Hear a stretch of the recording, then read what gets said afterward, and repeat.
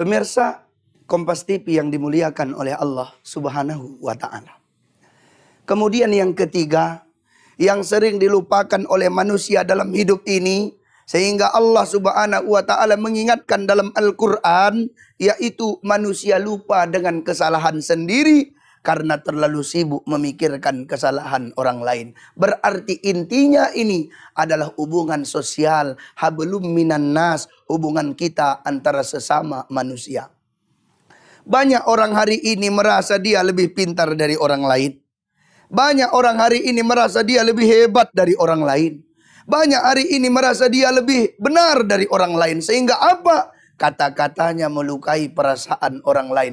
Tingkah lakunya menyakiti orang lain. Nabi SAW bersabda, Al-muslimu man salimal muslimuna min lisanihi wa yadihi. Muslim yang baik itu adalah muslim yang terhindar orang dari kejahatan lisan dan tangannya. Orang yang baik itu adalah orang yang ingat akan dosa-dosanya, lupa dia dengan dosa orang lain. Orang yang baik itu adalah orang yang ingat dia dengan kesalahannya, lupa dia dengan kesalahan orang lain. Orang yang baik itu ingat dia dengan kebaikan orang kepadanya, dan dia lupakan kebaikannya kepada orang lain. Sesungguhnya ini sudah diajarkan oleh Rasulullah SAW tentang menjaga persaudaraan dan ingat akan dosa kita sendiri. Bahwa sesungguhnya Rasul menerapkan persaudaraan itu menjadi 4 tingkatan. Yang pertama namanya al-ukhwah al-basyariyah, yaitu bersaudara karena kamu sama-sama manusia. Jadi kalau ada orang yang kesusahan, ada orang pada satu tabrakan di jalan raya, tidak perlu kau tanya sama dia suku apa, agama apa, bangsa apa, tapi segera tolong dia. Kenapa? Ini adalah bersaudara karena kita sama-sama manusia. Kan lucu kelihatannya. Kalau seandainya ada orang tabrak di jalan, tiba-tiba kejepit mobil, kemudian dia teriak, tolong sakit kali kakiku ini. Kemudian kita tanya sama dia, tunggu, kau agama apa? Kau suku apa? Tidak. Ini diajarkan oleh baginda Rasul Sallallahu Alaihi Wasallam. Kita teringat waktu tanggal 26 Desember 2004 di Aceh.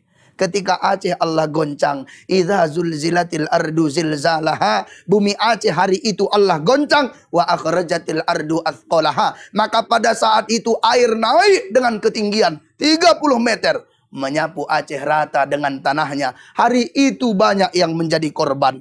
Ribuan rumah hancur. Ratusan ribu mayat bergelimpangan di sana. Yang sedih bukan cuman kita. Yang menolong orang Aceh bukan cuman orang Aceh. Yang menolong orang Aceh bukan cuman orang Islam. Bukan cuman orang Indonesia. Semuanya hadir saudara. Datang dari Amerika. Datang dari Belanda. Datang dari Malaysia. Datang dari Singapura. Berangkat ke Aceh. Untuk apa? Menolong orang Aceh. Duduk 30 menit saja. Terkumpul dana sekitar 600 triliun untuk membangun Aceh. Ini namanya al-ukhwah al-basyariyah. Tidak melihat kelemahan saudara kita, tidak melihat kesalahannya, tapi kita melihat sisi kebaikannya, maka kita menolongnya pada saat dia berada pada kesusahan. Itu yang pertama.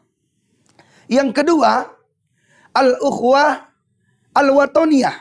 Bersaudaralah kita karena kita sebangsa satu tanah air. Orang Jawa sama orang Aceh bersaudara. Ketika orang Aceh sakit, orang Jawa bilang sakitnya orang Aceh adalah sakitnya kita. Kenapa? Kita bersaudara. Orang Mandailing bilang orang Jawa ini saudara kita. Kenapa? Walaupun dia tinggal di tempat kita, tapi kita satu bangsa, satu tanah air. Kalau dia sakit, maka kita pun sakit. Itu al-ukhwah al-watoniyah. Berhenti saling menghina sesama suku, kita saling memuliakan di antara kita. Kemudian yang ketiga, al-ukhwah an-nasaliyah. Bersaudara karena kita memang keluarga. Jadi misalnya hari ini kita saksikan ayah sama anak ribut gara-gara pemilu. Ayah sama anak bertengkar tidak bercakapan gara-gara pemilu. Abang sama adik bertengkar hanya persoalan harta warisan. Ini harus diperbaiki. Karena demi Allah, orang yang seperti ini sulit masuk ke dalam surga. Apalagi masuk memutuskan tali silaturahim. Maka mencium bau surga pun tidak mampu dia rasakan.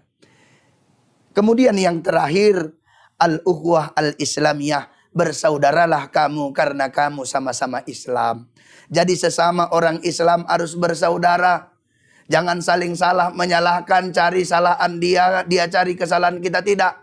Kata Nabi, umat Islam itu jadilah seperti dua tangan. Kita tahu dua tangan, kalau seandainya tangan kirinya digigit nyamuk, ini tangan kanan mukul. Nggak usah disuruh-suruh, mukul. Kenapa?